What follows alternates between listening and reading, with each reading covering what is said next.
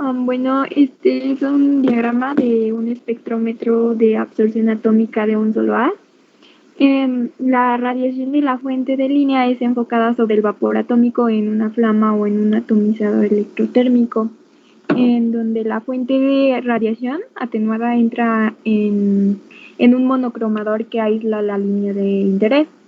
El poder radiante de la fuente, atenuado por la absorción, es convertido en una señal eléctrica por el tubo fotomultiplicador. Y así la señal es procesada y dirigida hacia un sistema computacional para su salida. La siguiente, por favor.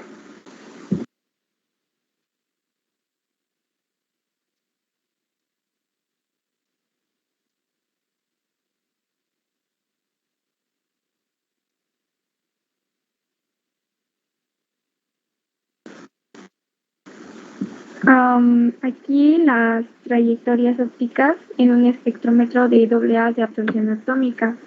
La cuchilla, esta convierte la radiación del cátodo hueco en una señal alternamente en el detector, mientras que la emisión de la flama es una señal que continúa. Y ya la siguiente, por favor. Y bueno, aquí son nuestras referencias.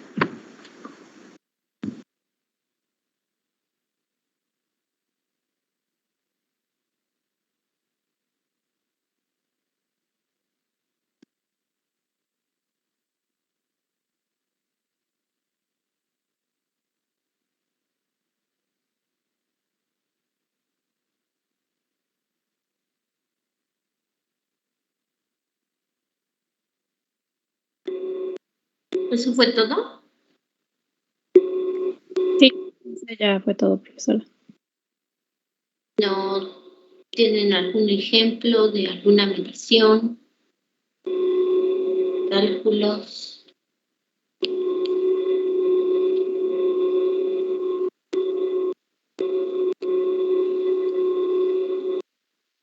¿No?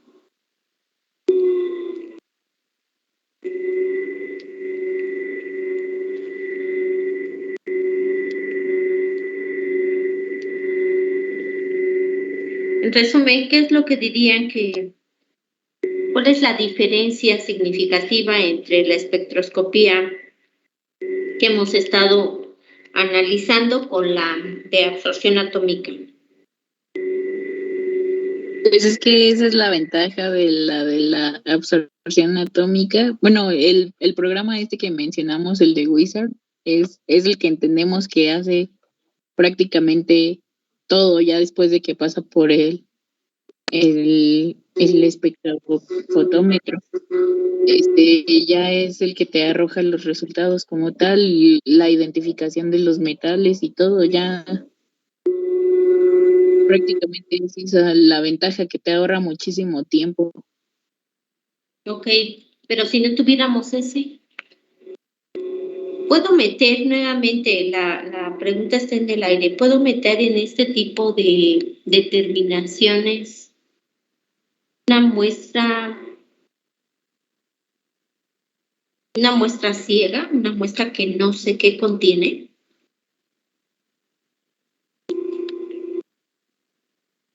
En este sí, porque lo que identifica la absorción, la EA, es que identifica tanto metales como no metales, metaloides y otros elementos.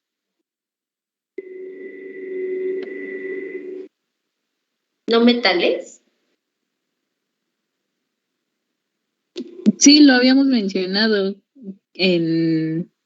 bueno, son metales, metaloides y algunos no metales, no todos, pero sí la mayoría.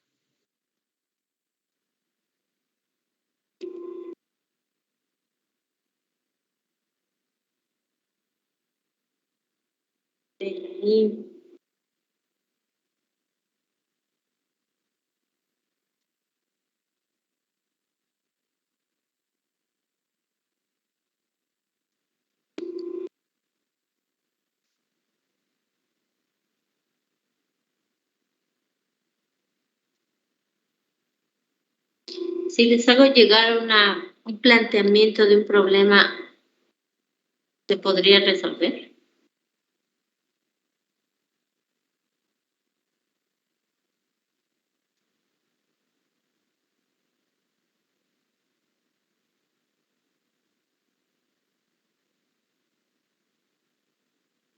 Ya lo estaremos planteando, ¿verdad? Ok. Pues no sé si sus compañeros tengan preguntas.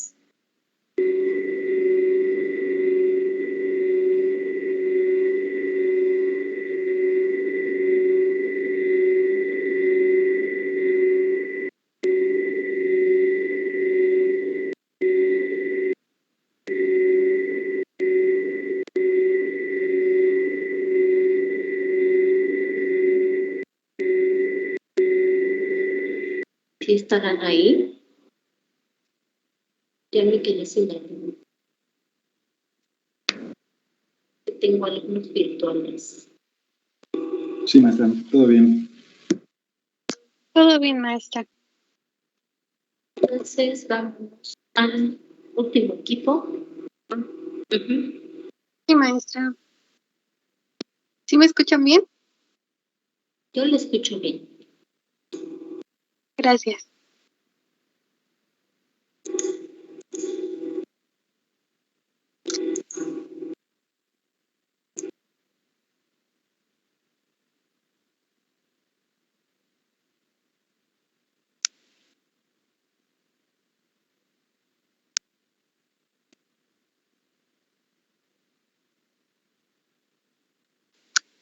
Ya pueden ver mi pantalla.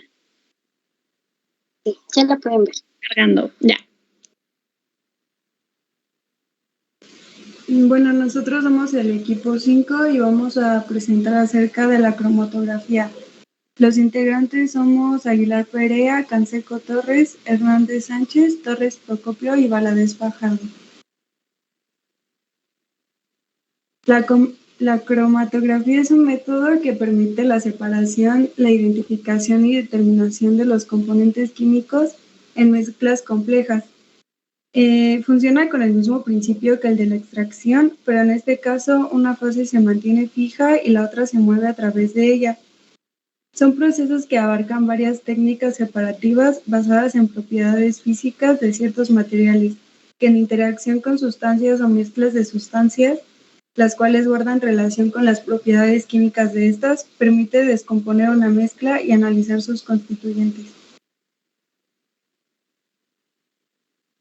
Aquí tenemos una imagen de unos compuestos separándose. Podemos ver la fase móvil y la fase estacionaria.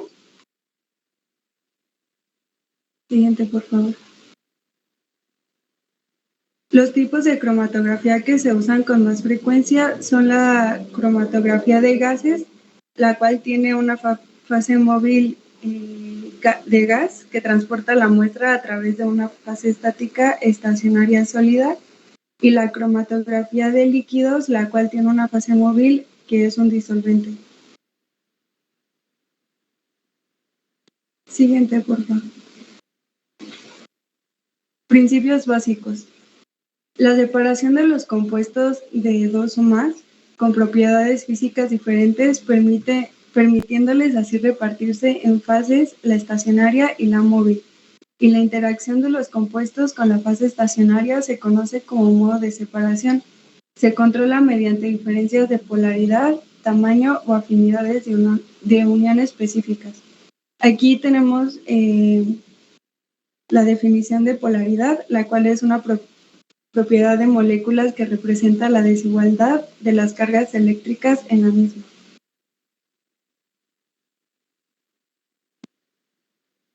A continuación tenemos algunos conceptos. Los primeros son fase móvil, el cual se usa como portador de la mezcla y que se hace pasar a través de la columna cromatográfica, y la fase estacionaria, que puede ser líquida o gas como se mencionó anteriormente, y la fase estacionaria, la cual permanece dentro de la columna cromatográfica durante la cromatografía y retiene algún componente de la muestra, puede ser sólido o líquido.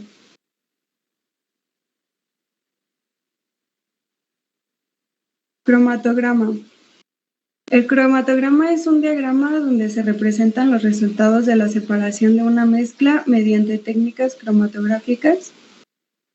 Tenemos el eje de las ordenadas, el cual representa el valor medido de alguna propiedad física, a partir de la cual se ha detectado la presencia de una sustancia o una unidad relativa que la cuantifica, y el eje de las abscisas, la cual representa el tiempo.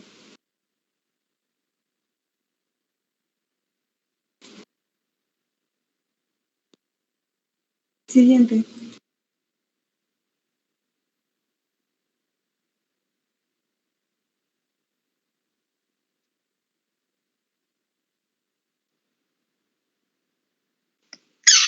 El factor de retención es un importante parámetro experimental que es ampliamente utilizado para comparar las velocidades de migración de los solutos en las columnas. Su fórmula es el tiempo de retención menos el tiempo muerto entre el tiempo muerto. Siguiente, por favor.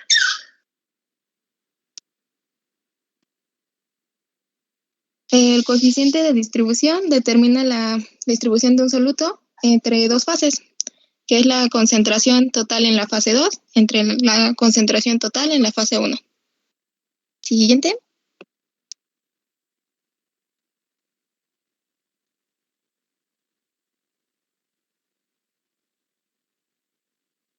El tiempo muerto, o también conocido como tiempo vacío, es el tiempo que le toma a una especie química no retenida atravesar una columna cromatográfica.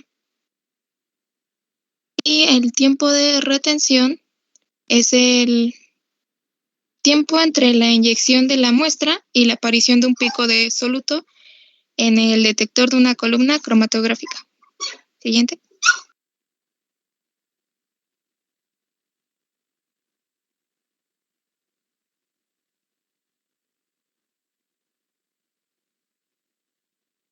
El número de platos teóricos está dado por el tiempo de retención de una sustancia entre el ancho del pico de la base, que se obtiene extrapolando los lados relativamente rectos del pico hasta la línea de la base, y este depende de la sustancia cromatográfica. Ahora, los platos teóricos son el segmento de la columna en el que tiene lugar un equilibrio del soluto entre la fase móvil y la fase estacionaria.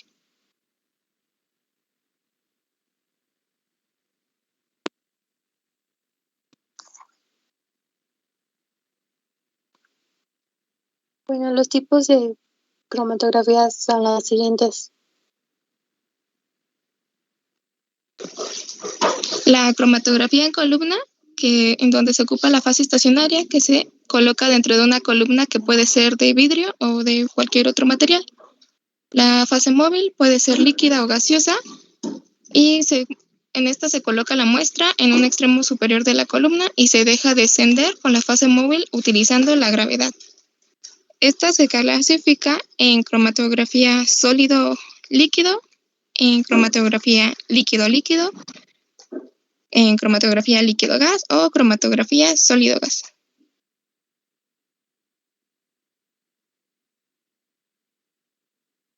La cromatografía de absorción ocupa una fase estacionaria sólida y una fase móvil líquida o gaseosa. El soluto se absorbe en la superficie de las partículas sólidas. Cuanto más fuerte se absorbe el soluto, más lentamente atraviesa la columna. Por lo tanto, algunos componentes de la mezcla serán retenidos con mayor fuerza que otros, haciendo que se lleve a cabo la separación. Mientras tanto, en la cromatografía de reparto se utiliza una fase estacionaria líquida en forma de una fina película de alto punto de ebullición sobre la superficie de un soporte sólido. Esta cromatografía de gases suele ser la cara interna de una columna de cromatografía de sílice. El soluto se encuentra en equilibrio entre el líquido estacionario y la fase móvil. En la cromatografía de gases es el gas que fluye. ¿La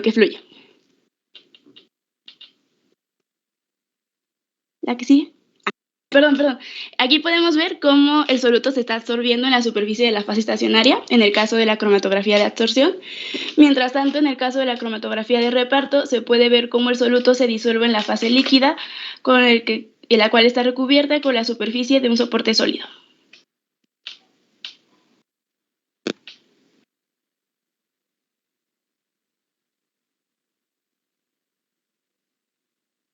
En la cromatografía de intercambio iónico existen aniones o cationes covalentes unidos a la fase estacionaria sólida, el cual está recubierto por una resina. Los iones en disolución de carga opuesta son atraídos a la fase estacionaria por fuerzas electrostáticas. La fase móvil es un líquido. Aquí se puede ver cómo los aniones, los cuales son los negativos, quedan retenidos junto a los cationes en un estado covalente y la resina de intercambio solamente puede fijar a los aniones. Aquí.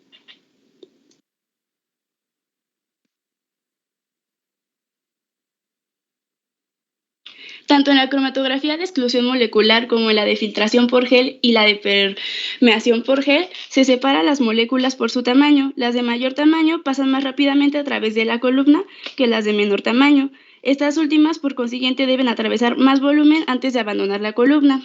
No hay una interacción entre la fase estacionaria y el soluto. En lugar de ello, la fase móvil, ya sea líquida o gaseosa, pasa a través del gel poroso. Los poros atrapan los solutos pequeños y los grandes pasan de largo. La que sigue.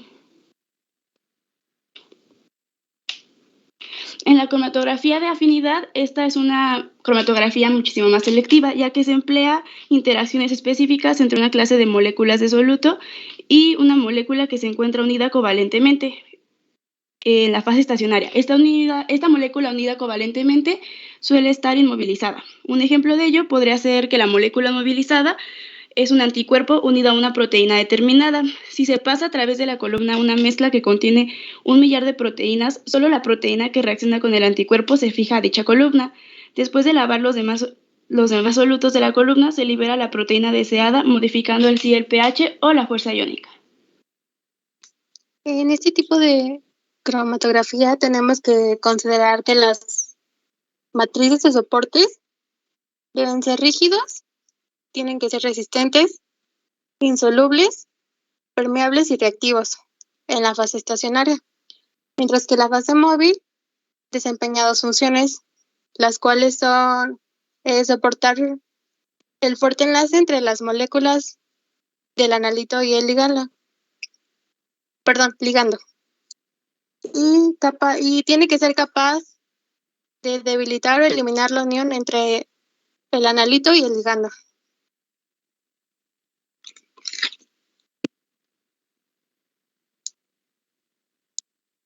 Y bueno, aquí tenemos una imagen, la cual describe lo que es la cromatografía de afinidad.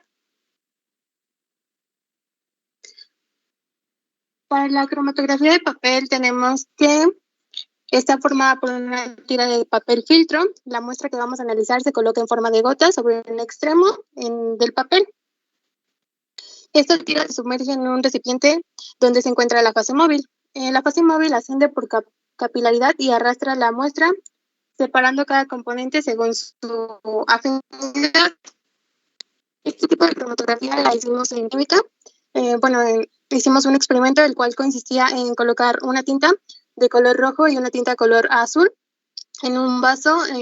El primer vaso tenía que tener alcohol y el segundo vaso tenía que tener acetona. Y después podemos analizar que efectivamente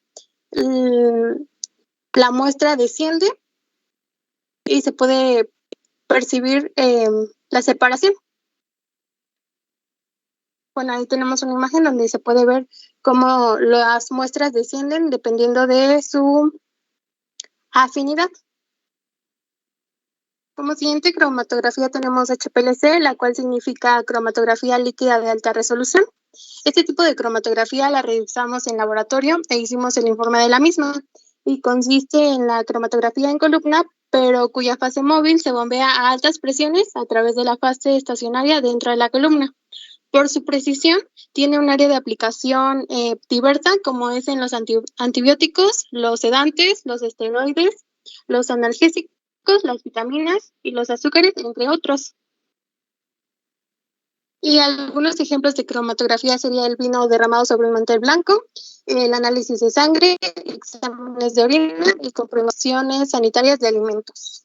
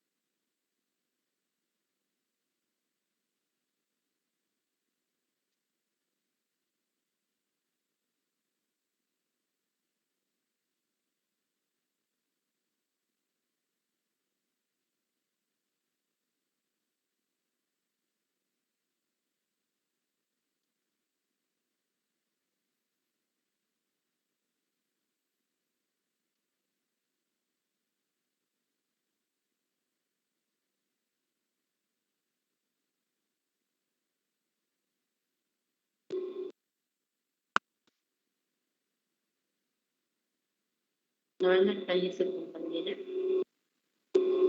Espero que no la haya. Aunque le dices de perro.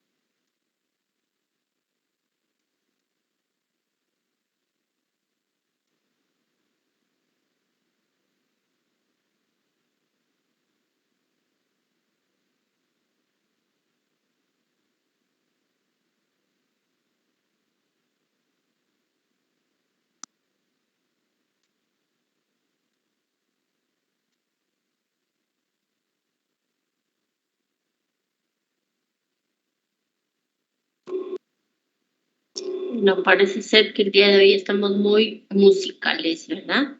¿Les hace falta hacer la pregunta obligatoria? ¿Hay una manita levantada? Sí, no vi si lo mencionaron, pero en la iónica, ¿tienen algún ejemplo de compuestos?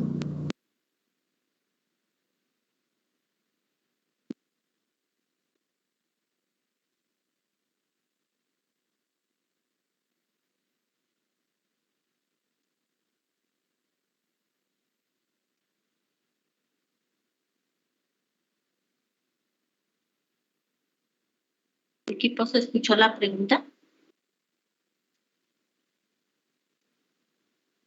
¿Lo podrías repetir, por favor? Es que no escuché. Que en el que hicieron iónico, que se unían aniones y cationes, tienen un ejemplo nomás de, o sea, que se utiliza como adherente o como... No vi si lo dieron, pero me quedó la duda.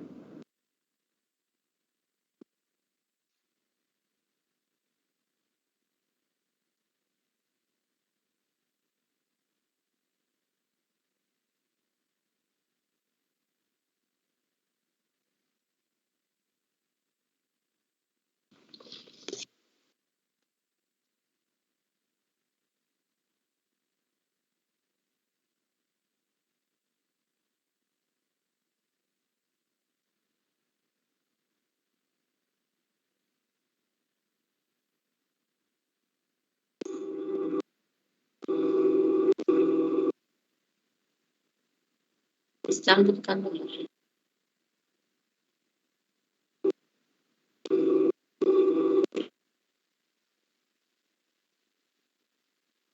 Bueno, yo investigué que se puede usar para análisis de agua y ya. Para controles de calidad también se puede ocupar.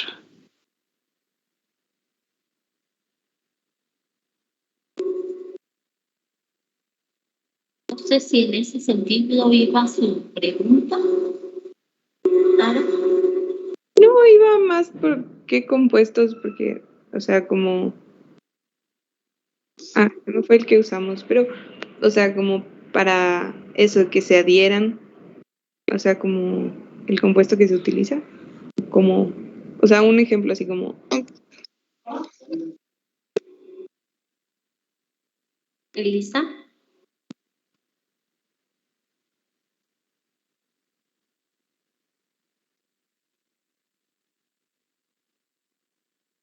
Por cierto, a Elisa no la escuché. Cerré mis ojitos. ¿Qué le tocó, Elisa, a usted?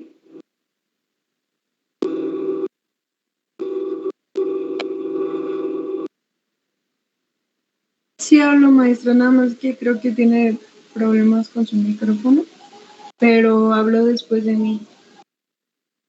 Sí, de hecho su perrita estaba ladrando, que parecía un periquito. ¿Verdad? Y por ahí había otra manita alzada.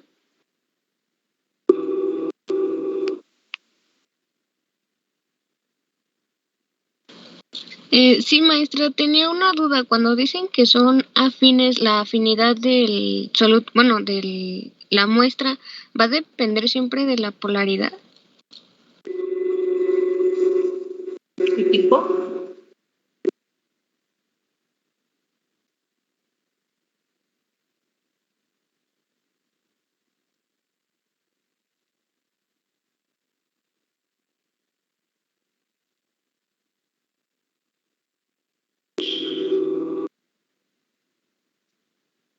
Sí, en la cromatografía en la mayoría va a depender de la polaridad, de la actividad del absorbente y de la polaridad de la fase móvil. ¿A qué se refiere con el absorbente? Bueno, en la cromatografía de absorción depende qué tan polar sea el absorbente, ya que este va a ser el que absorba, y entre más polar sea un compuesto, perdón, más fácil será absorbido. Eso es solamente para cromatografía de absorción. De absorción. ¿Y qué pasa en el sentido de los otros tipos de cromatografía?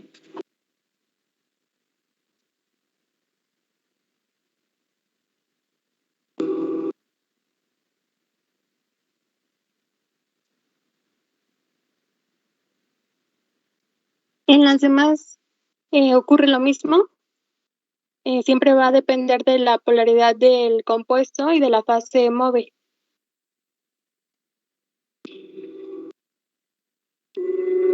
Bueno, ahí sí hay que visualizar primero.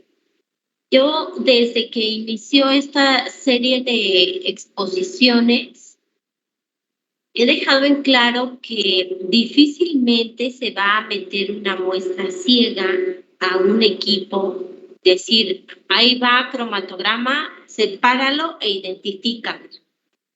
La realidad es que no es así. Tenemos que empezar a diferenciar entre una muestra y un estándar, ¿sale?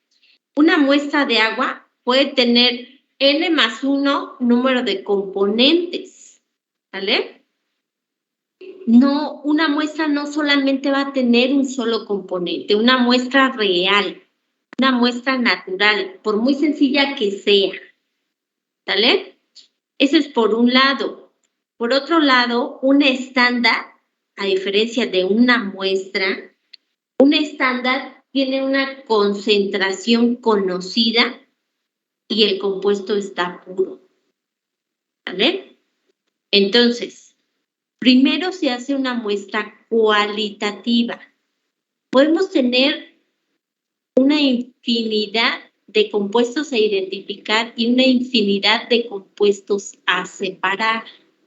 Pueden ser tan similares o pueden ser tan diferentes. Yo puedo separar proteínas de aminoácidos, conociendo la muestra, ojo, la muestra es la que me va a determinar qué tipo de análisis voy a utilizar.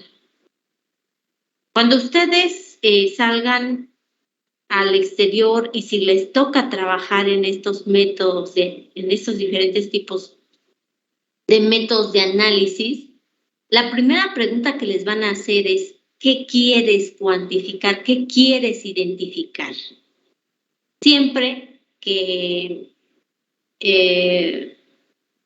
se sospecha de una contaminación, por ejemplo, dicen es que el agua residual de las industrias maquiladoras de mezclilla en Puebla están arrojando cantidad de contaminantes, solo dicen así, una cantidad de contaminantes, o en realidad se sospecha o se sabe de qué es lo que está contaminando.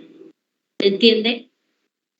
No podemos decir, a ver, mételo al cromatograma y a ver qué sale. No, en realidad eso no sucede. A ver, mételo al de absorción atómica y a ver qué sale.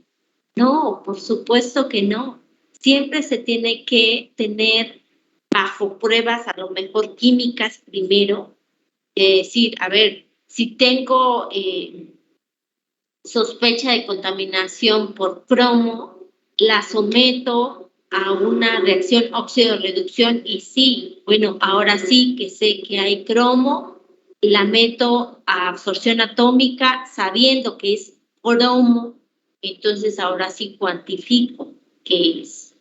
Pero en realidad, para este tipo de métodos, nosotros debemos de saber qué es.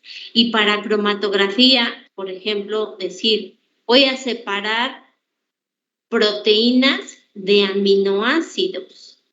Conociendo la naturaleza de las proteínas, de los aminoácidos, y conociendo este contexto, y si se quieren regresar a los diferentes tipos de cromatografías que existen en las diapositivas, ¿cuál escogerían y por qué? Ahora empieza la toma de decisiones. Yo sé que quiero separar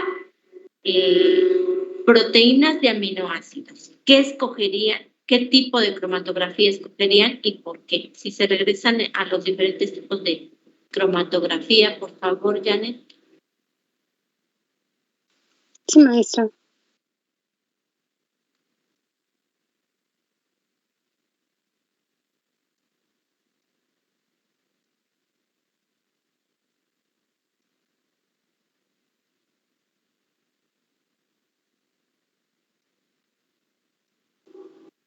Eso es con respecto a la interacción fase estacionario, fase móvil, ¿no? Esa distribución que ustedes están colocando ahí correspondería a la interacción fase estacionario, fase móvil. Pero las diferentes, ahora las siguientes, en las siguientes diapositivas, si quieren vayan pasándolas lentamente para que sus compañeros piensen, porque en este sentido van a ir las preguntas del examen. Si yo digo lo que quiero separar es una proteína de un aminoácido de cromatografía, escogerían por qué.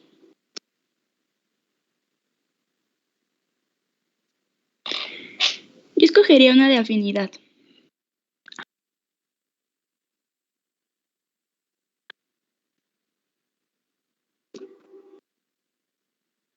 Solo que la respuesta no podría ser correcta, no podría ser incorrecta, si no indican por qué.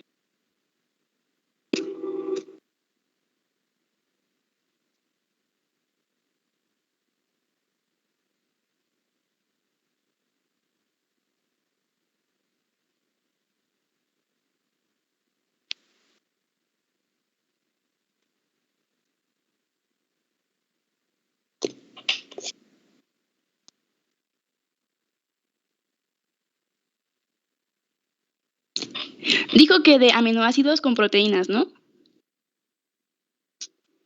Sí. Bueno, como ya sabemos, los aminoácidos juntos forman proteínas. Entonces yo escogería la de afinidad porque así podemos identificar cuál todavía es una proteína y cuál no. Y el que no, pues termina siendo aminoácido, ¿no? Ok, podría ser. Yo escogería la de capa fina. Porque pues se van a separar por su diferencia de solubilidad, ¿no? En realidad importa la solubilidad de la proteína de un aminoácido.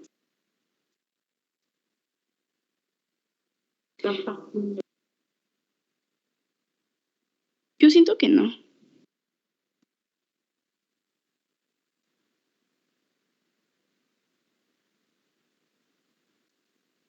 Evidentemente las preguntas no son solo para los que expusieron, ¿eh?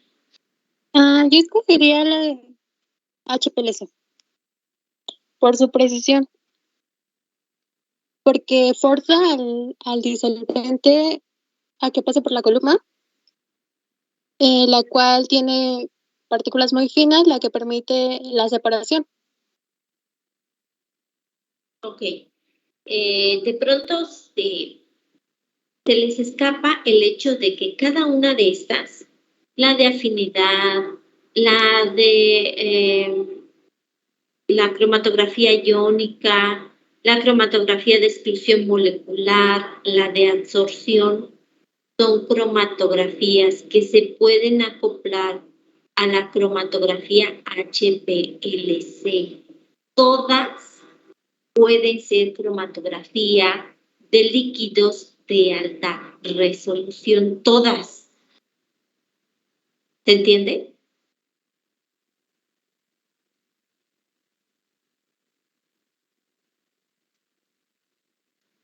¿O pensaban que era exclusiva de una? Entonces, ¿se refiere como equipo? ¿Otra vez? Se refiere más como al equipo, la HPLC. Es correcto. El equipo es una cosa. Yo puedo al equipo conformarlo de una columna que sea una columna de absorción, una columna de intercambio diónico o una columna de permeación por gel, ¿se entiende? Y ser HPLC. Nos hace falta visualizar o centrarnos una de las más utilizadas para separación, dado que los aminoácidos son compuestos mucho más pequeños que las proteínas, de los más utilizadas son por exclusión molecular. molecular para este tipo de separación. ¿Vale?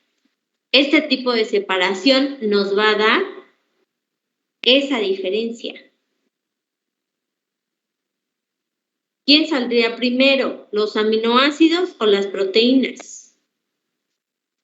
Si es por exclusión molecular. Regrésense a la exclusión molecular, por favor.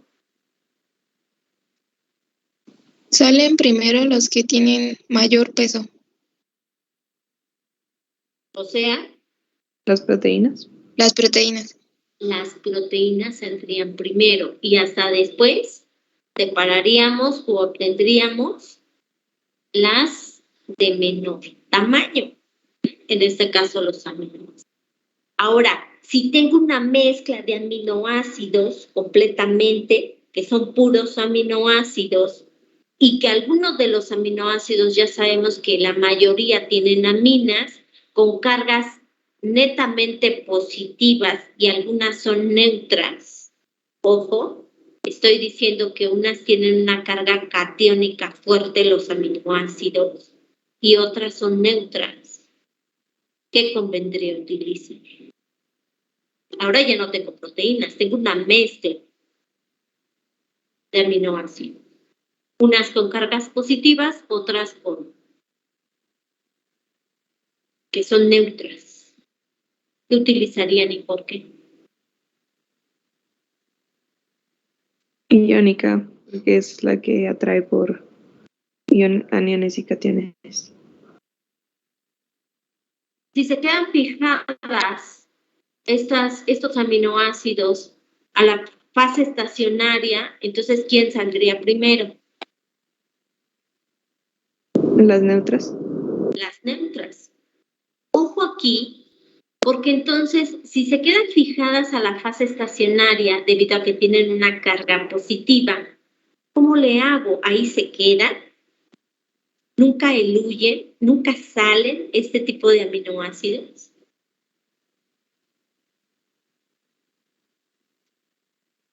¿De qué va a depender en este caso?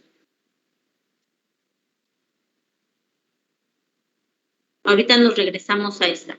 Voy a proponer otro ejemplo.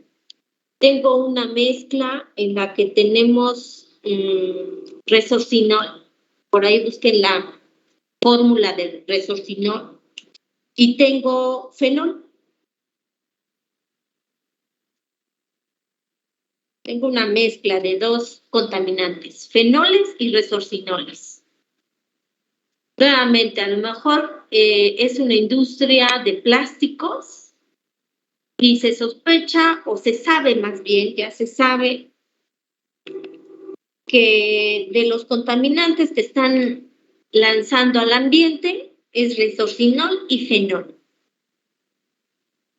¿Ya googlearon ambas fórmulas químicas? Clarisa, Brenda, Ingrid, Carla, Daniela. Ya.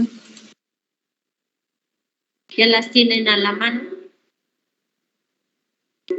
¿Qué tipo de cromatografía utilizarían y por qué?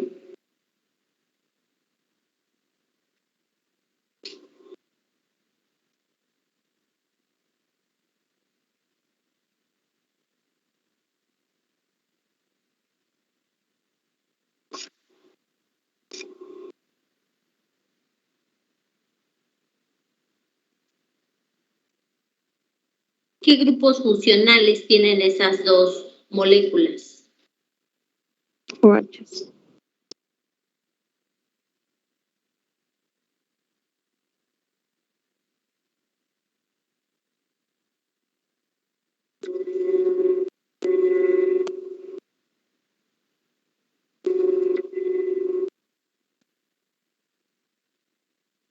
¿Qué otro grupo funcional tienen? Es muy sencilla, son muy sencillas estas moléculas. Las dos tienen hidroxilo, ¿no? Bueno, la que me salió. Ya dijeron el grupo OH. Otro grupo funcional.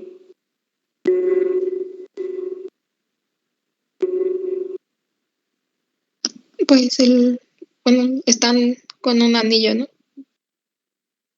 Ambas, ¿no? Se parecen mucho. Sí. ¿Se pueden separar por HPLC? La respuesta es sí. ¿Qué tipo de HPLC?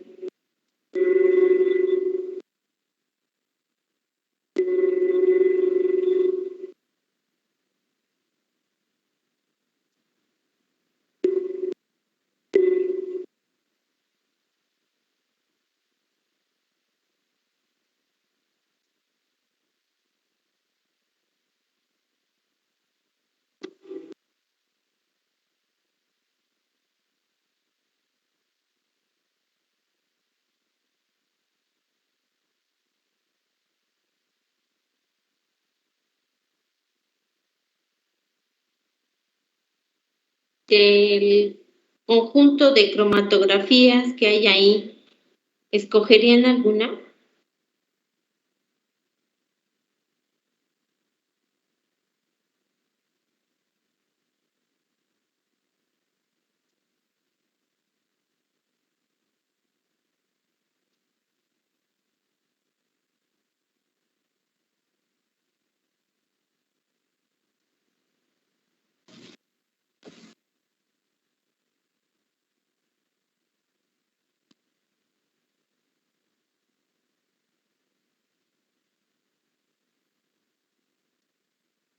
¿De exclusión molecular? Para que aplique la descripción molecular, ¿cuál es el requisito?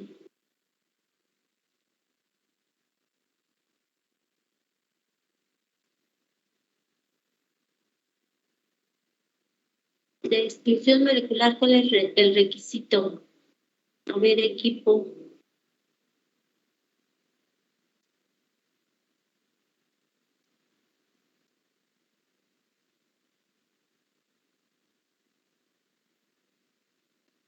¿Cómo ven a las dos? Sí, son muy parecidas. Muy parecidas, maestra.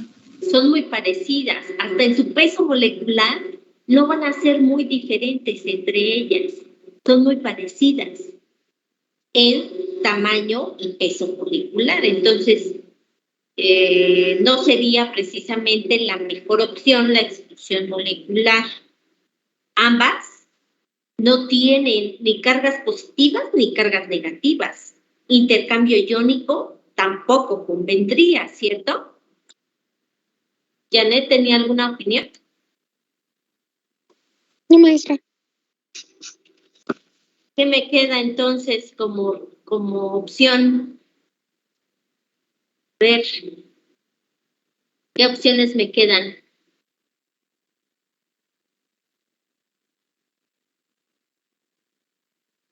Repítanos cuáles eran nuestras opciones. Bueno, ya afortunadamente nos está compartiendo Janet las dos fórmulas, ¿no? Del resorcinol es la de arriba y la de abajo es la del fenol.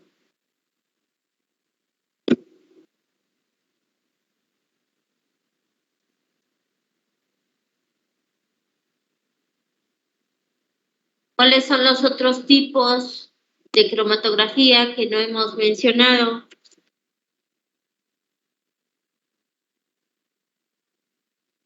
Cromatografía de absorción, de columna. No, esa no, porque la columna es parte de HPLC, no, la de cromatografía por columna no. En papel. No, esa tampoco. La de filtración por gel y la de permeación por gel. Ok. ¿Cuál de las dos escogerían?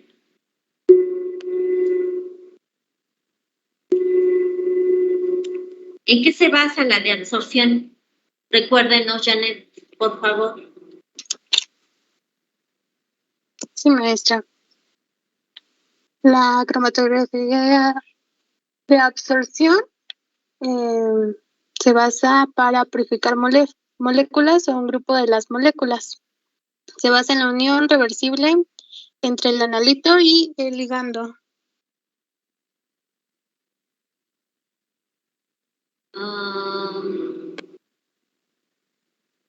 Ok.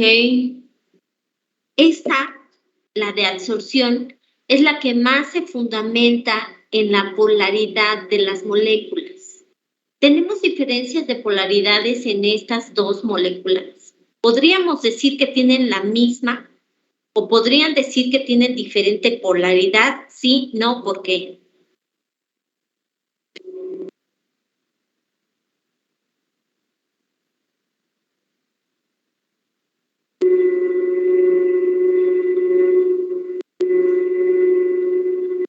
De sus clases de química orgánica. ¿Cómo sé qué molécula es polar? ¿Cómo sé qué molécula es no polar? ¿O si tiene mediana polaridad?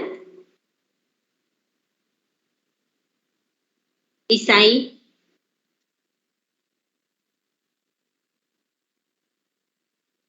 Ya se fue a comer Isaí. ¿Tada tenía alguna opinión? Bueno, no, sí decir, según yo, todos los oxígenos ahí tienen una carga parcial negativa. Ok. Cualquier molécula puede tener cargas parcialmente positivas, parcialmente negativas, que no necesariamente se ven reflejadas en una, sí, en un más, en un menos, en una molécula, ¿cierto? Pedro.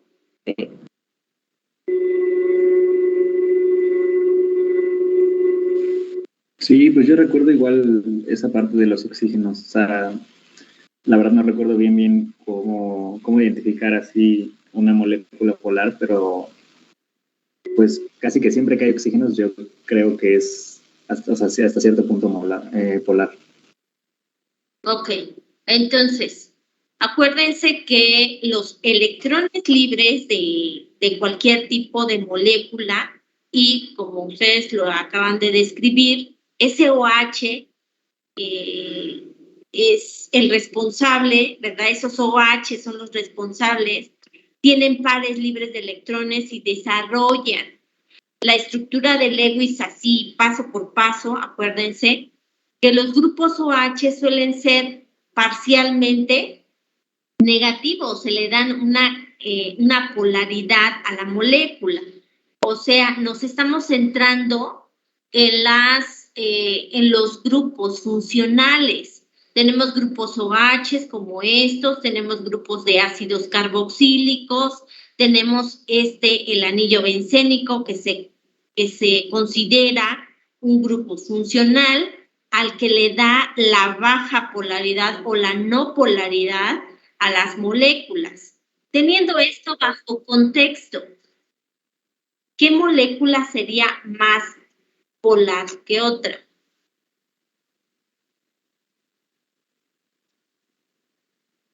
El resorcinol, sí, no.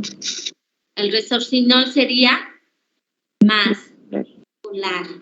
Ahora, en este tipo de cromatografía hay que ampliar, ojo, y es para todos. La información que ustedes están consiguiendo la ponen para todos, pero esto que les voy a mencionar les hizo falta incluir en el tipo de cromatografía de absorción, que es una de las más utilizadas, es describir dos tipos de procesos según la fase estacionaria. Yo puedo tener fase estacionaria normal o fase estacionaria reversa, tipo reversa. ¿Saben la diferencia entre las dos?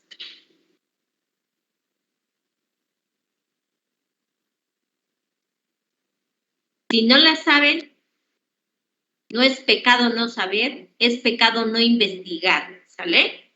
Entonces, todos anoten ahí, pregunta, ¿en qué consiste una fase estacionaria tipo reversa y una fase estacionaria tipo normal? Dependiendo de eso, yo voy a saber cómo voy a encontrar el orden en el que va a salir el resorcinol o el fenol, ¿sale? También se puede tener dos diferentes tipos de elusión. Hay que investigar formalmente qué es la elusión cromatográfica. ¿Saben qué es la elusión cromatográfica? qué implica esta palabra elusión?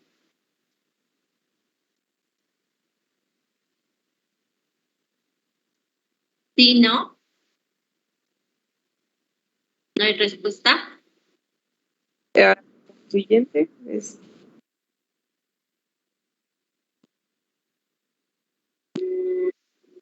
La ilusión.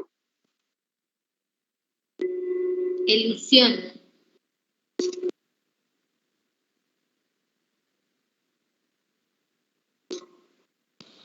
Yo lo investigué y dice que es un proceso de extracción de un material de otro lavado con un solvente.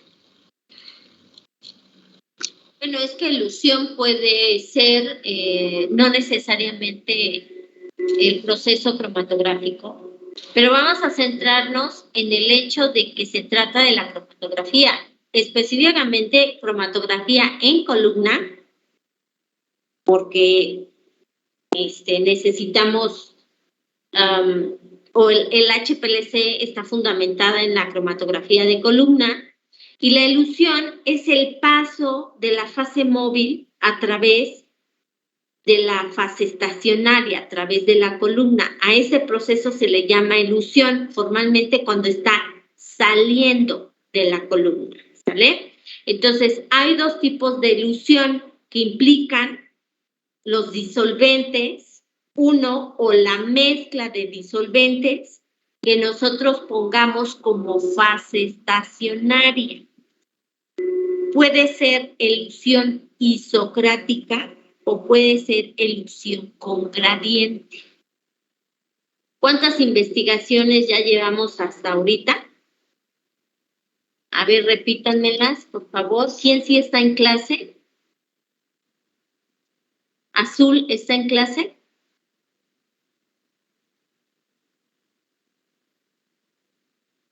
No está. ¿Guadalupe está en clase? ¿Guadalupe Martínez? Tampoco está en clase. ¿Brenda Moreno? Sí, profesora, es la fase estacionaria normal, fase estacionaria tipo reversa, elusión en la cromatografía, que fue lo que ya mencionó, la elusión isocrática y la elusión con gradiente, no sé si esa la escuché bien. Es correcto. Elusión con gradiente. Ahí ya llevamos esos.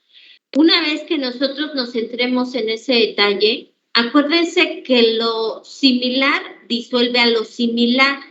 Y es aquí, dependiendo de si tengo una fase normal, ya sea el resorcinol o el fenol, va a ser afín por polaridad a la fase estacionaria y lo primero que va a salir es lo contrario, ¿no?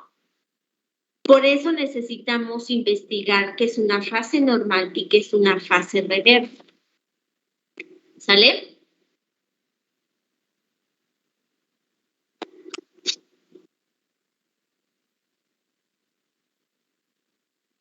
Una vez que ya sabemos, si tengo dos componentes que voy a separar, y es en el sentido en el que íbamos, nos regresamos, si se puede, Janet, a la fase, a la cromatografía iónica.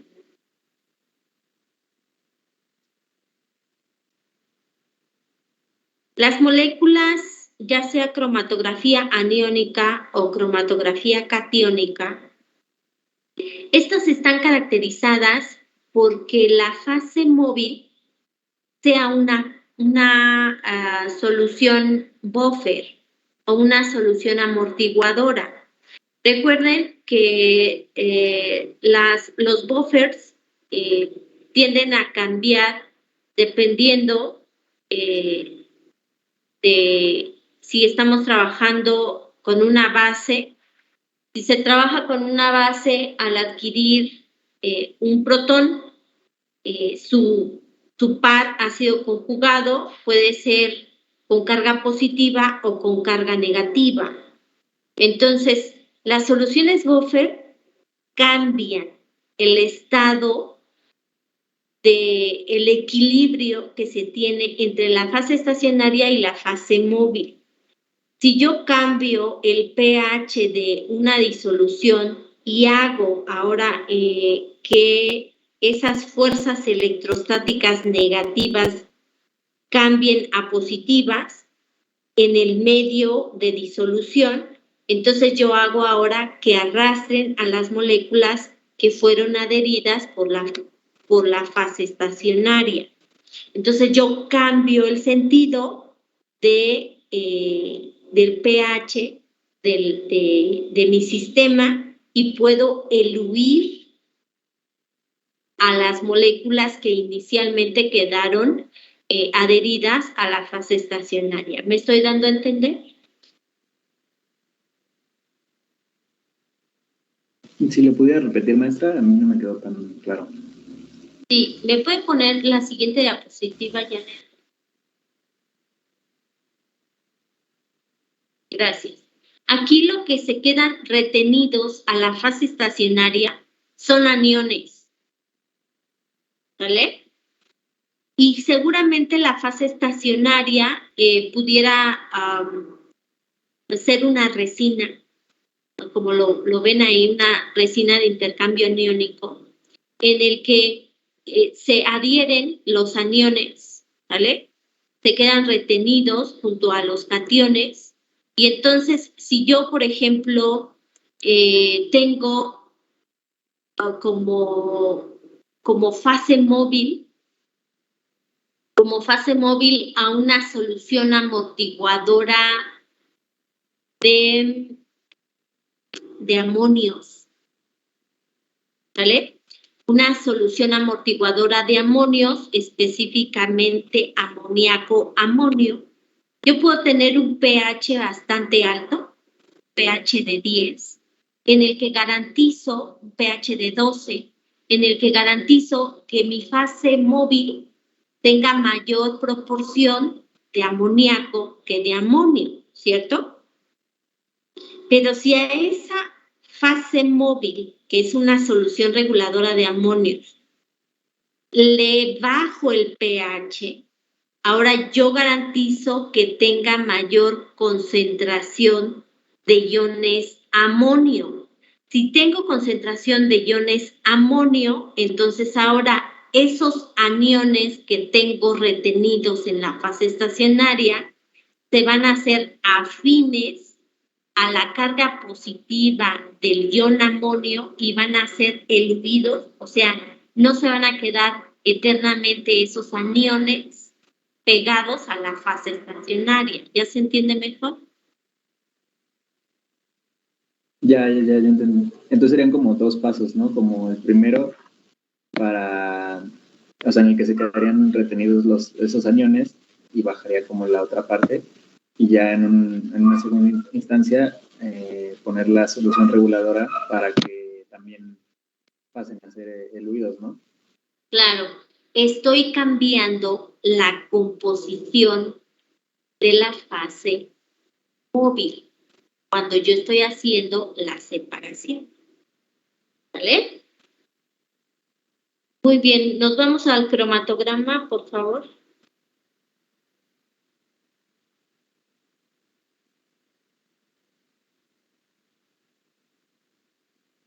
¿Y lo puede ampliar?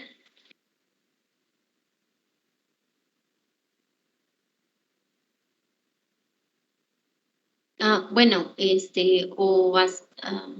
le dice esto, dar en modo de presentación.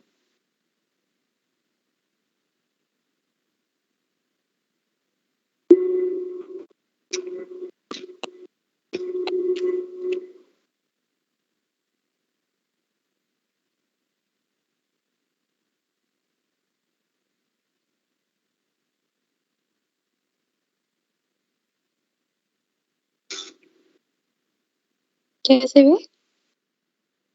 ¿Qué es la rutina?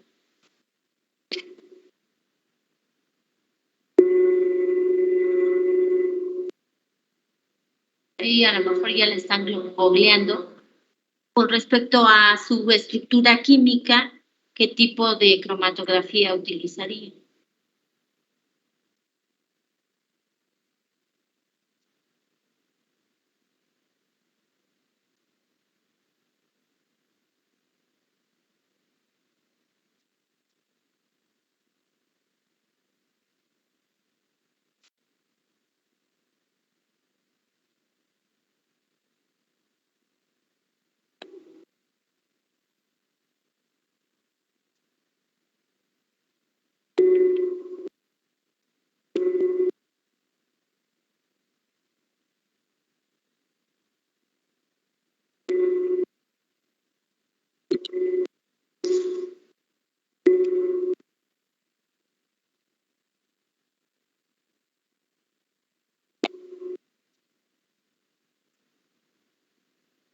Es una estructura muy grande. También tiene anillos bencénicos. Por ahí.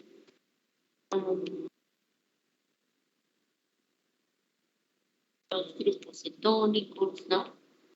Bueno, en lo que piensan, ¿qué tipo de cromatografía podríamos utilizar para identificar y cuantificar rutina? ¿Qué son los datos que nos convendría obtener de ese cromatograma?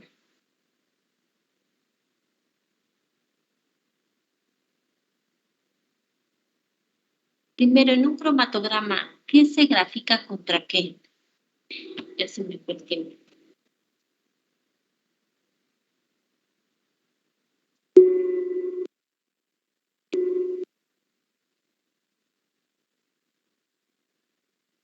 Es el tiempo en el eje X y en el eje Y es... Puede ser cualquier propiedad del compuesto. No, propiedad del compuesto no. Es cualquier respuesta de cualquier detector. ¿Qué tipo de detectores podemos tener acoplados a un cromatógrafo? Aquí tenemos absorbancia. Eso significa que saliendo de la columna tendríamos acoplado un espectrofotómetro, ¿no? Que nos dé absorbancia. Y esto está en función, el tipo de detector que nosotros vamos a utilizar puede ser que dé respuesta al analito, o sea, que dé una respuesta según el analito, la rutina, o que sea con respecto a la fase móvil, a la mezcla de disolventes, ¿vale? Existen estos dos tipos de respuestas, al analito o a los disolventes que forman la fase móvil. Puede ser de índice de refracción, puede ser de absorbancia, ¿sale? Entonces hay que investigar otra investigación más, cuáles y cuántos tipos de detectores hay. Bueno, en este cromatograma podrían identificar el tiempo muerto. A ojo de buen cubero, ¿cuál sería el tiempo muerto que ustedes señalarían?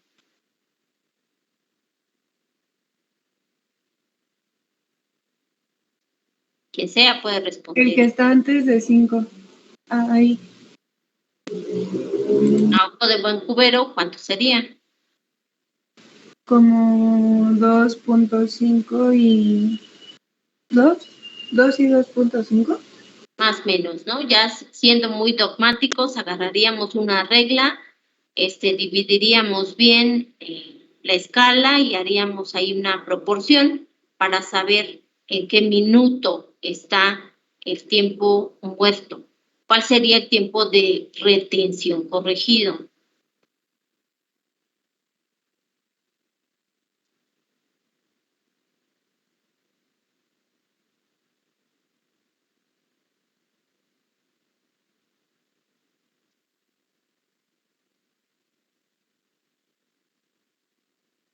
¿Se puede? ¿Se sabe? Sí, vamos bien. Ahora, también hablaban de la anchura de la base del pico. El pico de la rutina, ¿cuál sería su W? ¿Podrían calcularlo de este cromatograma?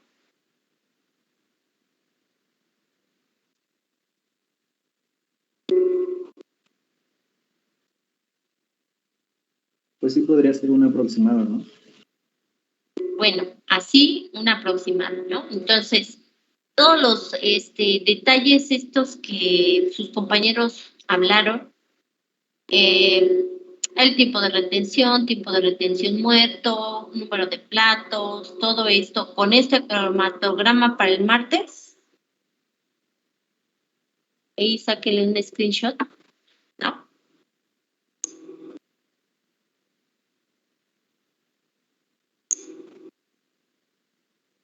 Bueno, pregunta, ¿tienen actividades en la UPIBI la siguiente semana? Yo el viernes, maestra. Yo igual, maestra. Viernes. Martes quieren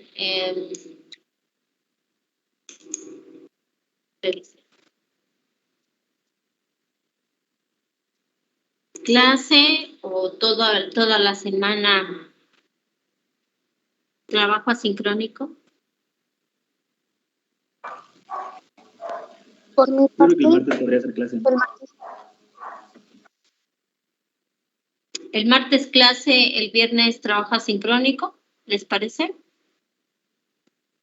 Sí. Sí, Sí, profesora. Antes de que se me vayan a otra clase, rápidamente, teníamos programado el día, dentro de 8 días, 10 de diciembre, el tercer examen. La subdirección académica nos ha pedido que no hagamos exámenes en la semana presencial. Entonces, bueno, tenemos que recorrernos y nos quedamos súper, hiper justos para la entrega de calificaciones. Sería el martes 14 la tercera evaluación. El martes 21 la evaluación extraordinaria. ¿Sale? Maestra. Sí, maestra. Entonces, el día martes.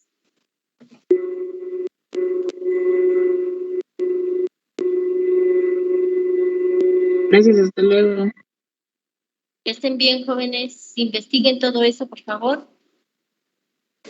Sí, maestra. Hasta luego, gracias. Buen fin de semana. Hasta luego. Gracias, maestra. Gracias. Gracias.